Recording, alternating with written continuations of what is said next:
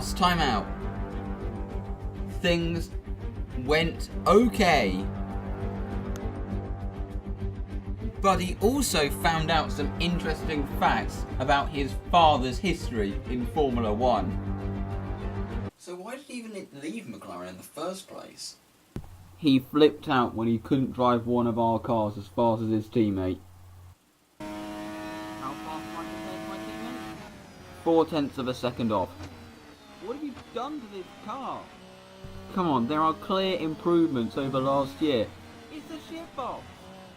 Come on, there are things you're doing wrong with the driving. No, I'm going to set this car up. I'm going into the pits. You do realise these changes are crazy, Bobby.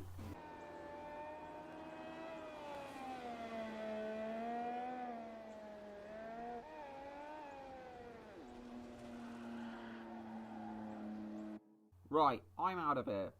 What? I'm leaving this team. But you can't. Goodbye. You're leaving the engine on. I don't give. Obviously, as you know, that car went on to dominate F1 that year. And since, there has been nothing but salt from his side. Right.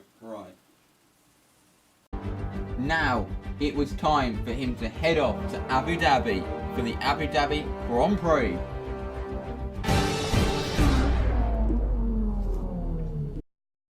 So, after an interesting season, it was now time for the final race of the season.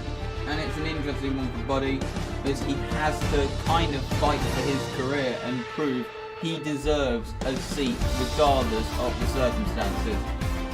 So he has a lot to prove this weekend. He had a few issues in practice though, and the pace was quite lackluster in the Renault. Both cars were struggling a bit in quali trim, but the race pace looked good. He didn't make it past Q2, but the race pace looked good, and he was hoping for a strong finish in the points.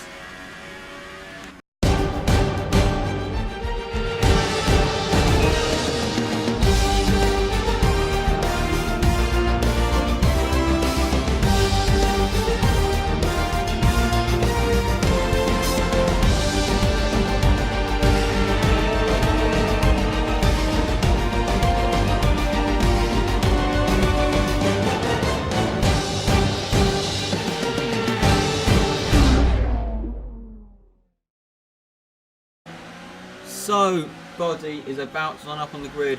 Sorry I don't have the usual intro segments. For some reason that segment did not save, even though I'm pretty sure I did record it. But it's not there, and obviously if it's not there I can't use it. But you can see the grid on the left hand side. Buddy is lining up in 5th, promoted by a lot of the penalties that took place. And he is lined up on the grid, ready for the last race of the season. Hopefully it's not his last race. He's got a lot to prove. Lights out, and already it's trouble for Ricciardo, and he's not got off the line. Clearly some sort of issue, but we are under pressure from Verstappen heading into the first corner. He's on the inside heading into turn 2, but we're going to have the inside going into turn 3. But he is not backing out of it, is Max. Now heading up towards the chicane. We are going to hold it round the outside, and we have managed to defend that position. So, quite a tough battle with Verstappen, but we are now in 4th. Now moving on to lap 2, as you can see, we've got Verstappen up the inside, but he has made that move stick. So, still in P5, but he's got Hamilton, who obviously had a penalty, right behind him, and he's going to be quite hard. But this is a race where he's got a lot to prove. So, he has more of an incentive to try to defend these positions from the big 3 teams.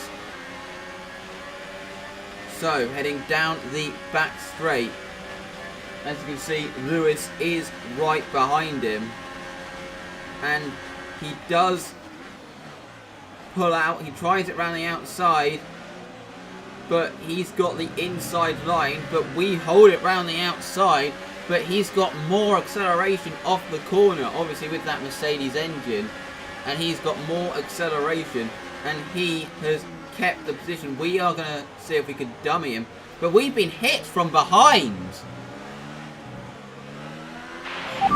Oh, come on, that is not how you race. Is the car okay? Yep, the car is fine, don't worry. I mean, Buddy has every right to be angry with there. He was completely hit there. But as you can see, he's now got Vettel behind. He managed to get past Van Dorn, and now Vettel is right behind Buddy, heading down the back straight.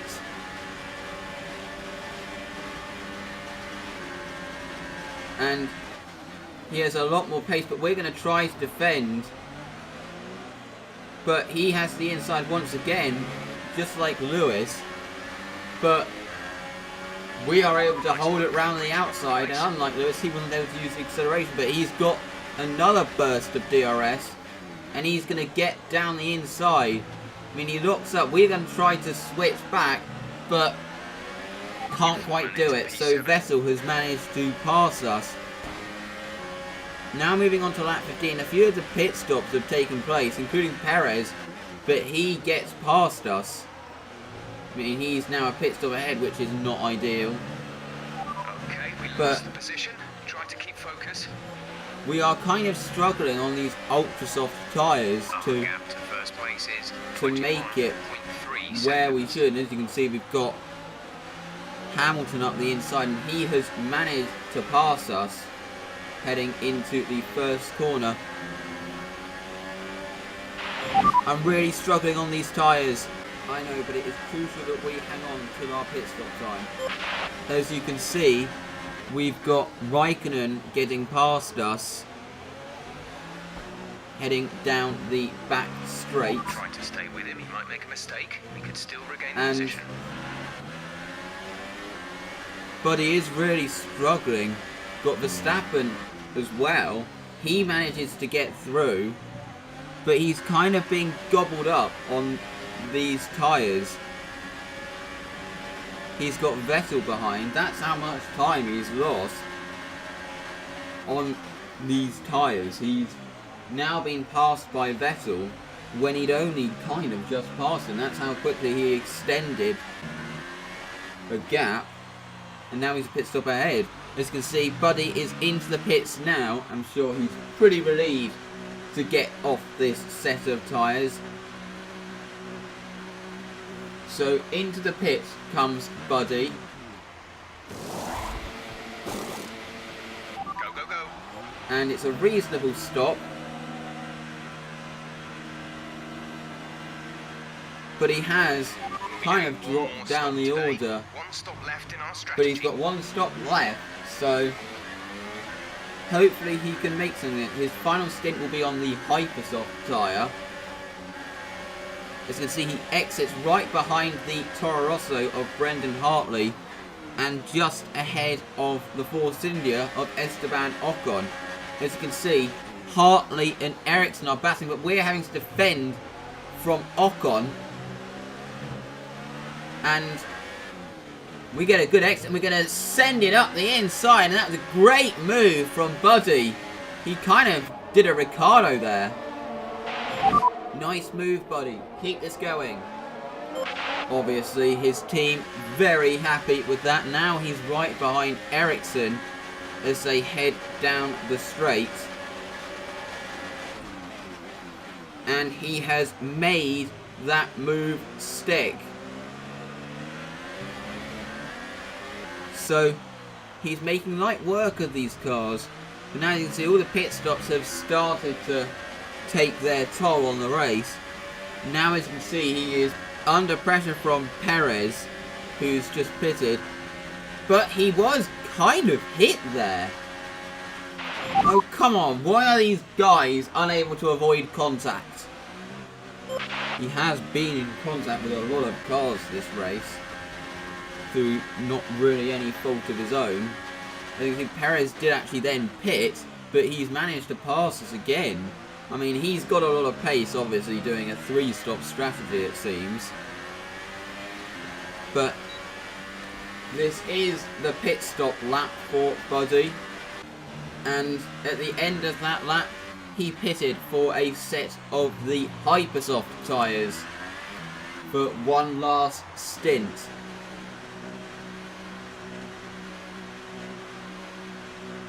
So, he comes into the pits.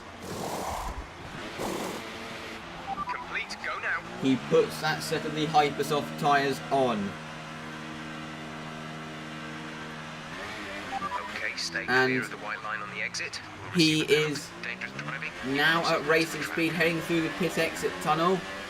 And he is exiting in P9, just ahead of Esteban Ocon. He's going to have his hands full a bit, especially down the straights. And indeed, he does. He's going to try to pass him. But Buddy brakes really late and is going to try really hard. Ocon still has the inside heading into the second part of the chicane, but Buddy has the better exit. Now, he did try to catch up to Magnussen. He did manage to pull away from Ocon, but he couldn't quite catch up to Magnussen, who'd actually undercutted him in the pit stops. So, Buddy is going to round the final 2 corners to finish in P8, scoring in every race bar 1 this season.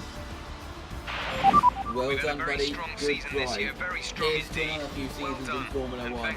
We will make this work. Don't worry. I'm pretty sure this was not your last race. So, words of encouragement from his engineer that this wasn't Buddy's last race. And hopefully it wasn't. Hopefully another team will snap him up regardless of the ramifications from his dad that may come with. So, it's an 8th place that Buddy has ended the season with. He finishes in 8th in the end in the standings. Renault finished in 5th, so it's a good season from both parties. Buddy consistently had the measure over his teammate Carlos Sainz this year. He scored in every race bar 1 and finished every single race. Had a great finishing record. So he really can be proud of this season, and everyone's adamant that he will have a drive next season. But he hasn't found a contract yet, and Buddy is eager to show his dad how he feels about the situation. Dad. What? You cost me my seat with your bullshit public slating. Have I? Good riddance! Don't you dare cheer about it. Why were you publicly slating my teams to the media? Why shouldn't I? They're allowing an IndyCar driver in F1. I'm an F1 driver, not an IndyCar driver. Not anymore, now you've lost your seat. I'm an F1 driver, deal with it. Just because you're so bitter that you couldn't succeed in a car that dominated that season because you walked out for absolutely no reason, doesn't mean you have to be so bitter and stop your son racing there as well. That car was a shitbox. Wait a minute. How do you know about that? Did Jonathan tell you? Oh my god, that dickhead Don't you dare criticise my engineer. He's supported me and been much more of a father than you. Why would you want to continue in F1? It's a brutal world. IndyCar's friendly. F1 is brutal, but it's the pinnacle of motorsport and that's how it should be. Shame that you couldn't handle it. And you know Devon Butler's racing next year, the son of Graham Butler, who was a dickhead in his career. He was a dick to me. And for God's sake, get with that Martha Manning girl and marry. I need the money to run this team. I'm taken, thank you very much, and either way I can't stand that bitch. I'd rather marry a rat. You only care about yourself. You do everything you can to get your way. You publicly slate my teams. You don't care about the interests of your son. I'm basically your slave who you're expecting to elevate your shitty team, which doesn't even exist anymore. Now, if you'll excuse me, I'm off to find a drive with my engineer, who's been much more of a father than you. No. I'm off now. See you at the FIA Gala with the F1 Drivers' Trophy.